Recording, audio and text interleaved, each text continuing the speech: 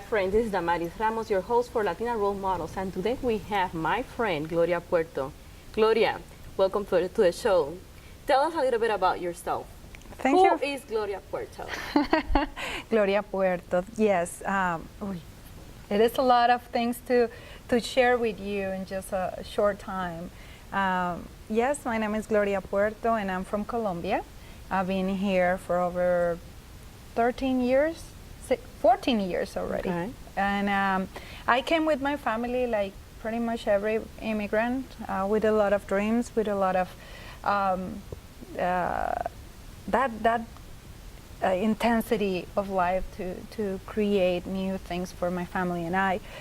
And well, I'm being here working for the community. My life kind of changed. I worked for media, for public relations, and then, you know, that call for the community start. I would like to, the public also to know a little bit more about your culture, your roots, because this program, what we're doing is like we are interviewing leaders in the community, and that's who Gloria is. Everyone knows Gloria. Gloria is everywhere. We love this girl right here. So I would like to know a little bit more. When people look at this show tonight, the Tuesday night, they're going to say, okay, this is her, the individual that we think that we know. So how can we know about you a little bit more better? Talk to me about back in the days, about your education. Yeah, well, in Colombia, I was like, not like here. I was actually very, very shy. I was gymnastic. Yes, from 5 years old to 13 years old, I did Olympic gymnastic in Colombia. So my early childhood, it was pretty much between the school and the gym. So it wasn't not that many out there. And then, always with that heart of service. I think that was from my mom. My mom always do something for someone else, and I saw that, and it was kind of follow her. So she was your role model? Yes, she was my role model. Okay. She was a single mom that works hard and always show me, it's a better every day, be better every day. You can help someone. Don't expect anybody to do anything for you, but if you do something for someone, don't expect that person to say anything to you. Just do it because your heart showed that. And that was kind of my childhood and my early stages. Then I studied occupational therapist there. I'm an occupational therapist. Interesting. I would not guess that. Yes, and but I always have that business part, like entrepreneur. So I decided to start a business, and I was very successful there. In Colombia? In Colombia. Okay. How old were you when that happened?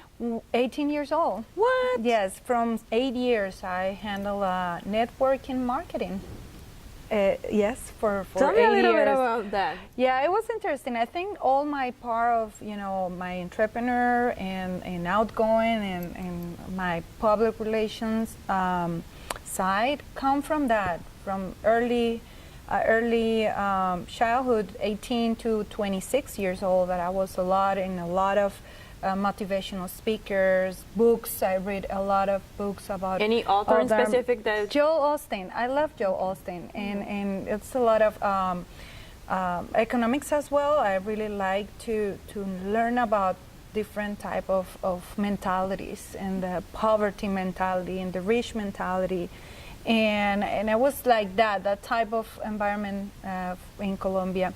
Unfortunately, my family has to come over here because we have persecute in Colombia, so we came here a little bit like we don't expect that. We have. How old were you when you moved to? 26. Okay. So your education you completed in Colombia? I complete everything there. I have my business there, my company there that I have to sell because the situations that we have with our family members, in that time, and start up from zero after create, at 26 years old, you have pretty much everything set up, your business is successful, everything was like, whoop, and everything disappeared in just a couple of hours. And I have to move here with my family.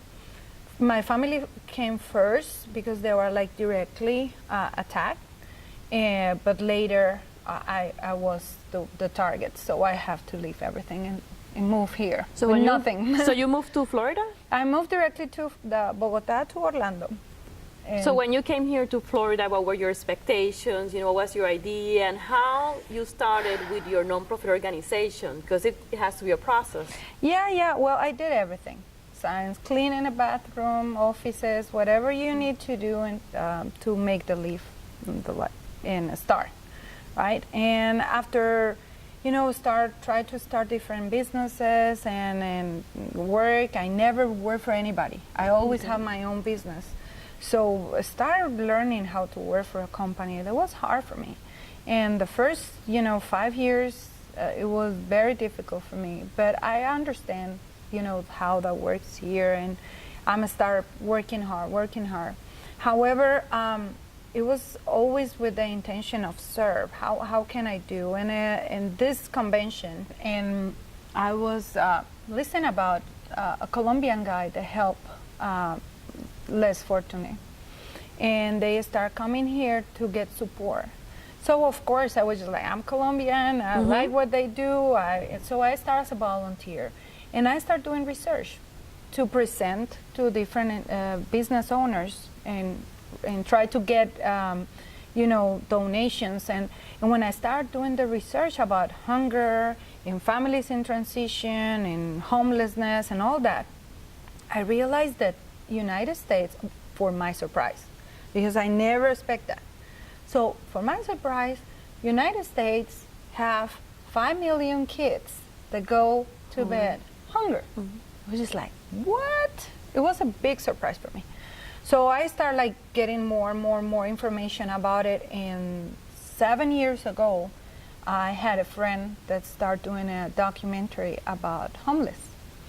And he invited me to see a little bit more about it. He's from Colombia as well, from Puerto, and a beautiful, beautiful documentary. And he made it here in Orlando. And well, we start going through all that, and I see, and I start knocking doors and say, hey, this is how United States opened the doors for us as an immigrant.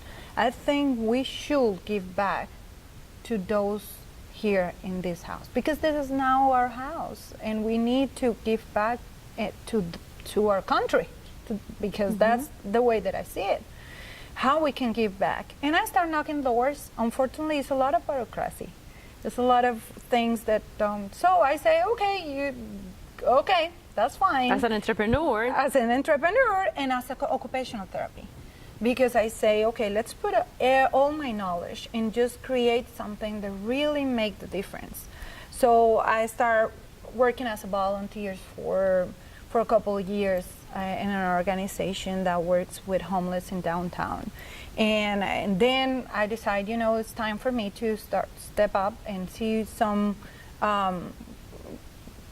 things that I noticed that gaps like that. Yes, that gaps that. So I'm gonna start doing, more research, and I create Feed and Fortify community organization. What year and from was there, that? it was 2011. Okay. 7 years. It's gonna be in January, my 7th anniversary. So tell me a little bit of the projects that you do with Feed and Fortify. Basic, what we do is we establish the organization in 3 different pilots. First, service of the heart, that is anything related with basic needs. That means emergency housing, clothing, food, all that. The coach program, that means how we can provide tools for that families or that individuals to move forward. Okay. And the third one is team for the heart. And team is how we can get together all as a community. So it's a platform for those that want to serve and doesn't know how, to come and serve. So that can be companies, can be students, high school students. So you're in need of volunteers, you're in need of both. Exactly. We open the doors for anyone who wants to serve. Tell me about the programs that you are promoting right now. I know you had an event last Saturday. Tell me a little bit about that one, and then we talk about what is pending for the month of December, December 1st and December 8th. Yes, well, we just passed Thanksgiving in Thanksgiving event, and it was fantastic. We serve over 200 people, 50 families. We have a program called Healthy Families, and it's a crock pot. So we give a new crock pot with groceries, and that helps the family to be, because some of the families that lives in hotels doesn't have a kitchen. So it's a great way to do it. Okay. And December 1st and December 8th, this is my baby. Okay. Tell me We about it. created 4 years ago, and is with students or families that are homeless and or they are low income in the districts in the elementary schools. Okay. So we create this beautiful event. It's a holiday party celebration, and the theme is Polar Express. So everyone receives a ticket, a golden ticket, receive toys, crock pots, groceries. It's fantastic. So what you're saying is that we are in need of crock pots, we are in need of blankets, Blankets, toys for elementary school, that means 5 years to 10, 12 years. Volunteers, but volunteers have to be elves. So if you want more information and see how you can participate in these two coming events, just go to our website. What is the website? It's ffcoinc.org or our Facebook feed and Fortify. You can see it in them. Okay, awesome. So Gloria, so let's summarize this, because I want the community to be able to support what you're doing for them. So if someone would like to help as a role model for the Latina community, what would be your recommendation or something you would like to share to, let's say, the youth, probably students in university? What would be your recommendation for them? Pursue your dreams. Pursue your dreams. Look for a purpose in life and just keep moving forward. Doesn't matter how hard it looks. If you keep your faith up and if you pursue your dreams, definitely your life is gonna have purpose, and that's gonna make you happy. Gloria, if you had the opportunity to be an animal, what animal you would be? A cat, Why? a lion, or a tiger, something like that. Any reason? Yeah. I'm not gonna say it. It has been such a Cats are pleasure. interesting. Cats are very interesting. Okay, we'll Very continue that fun. conversation later then. Sure. Thank you, Gloria, for coming for Latina Role Models. Thank We'll you see for on the our next invitation. show.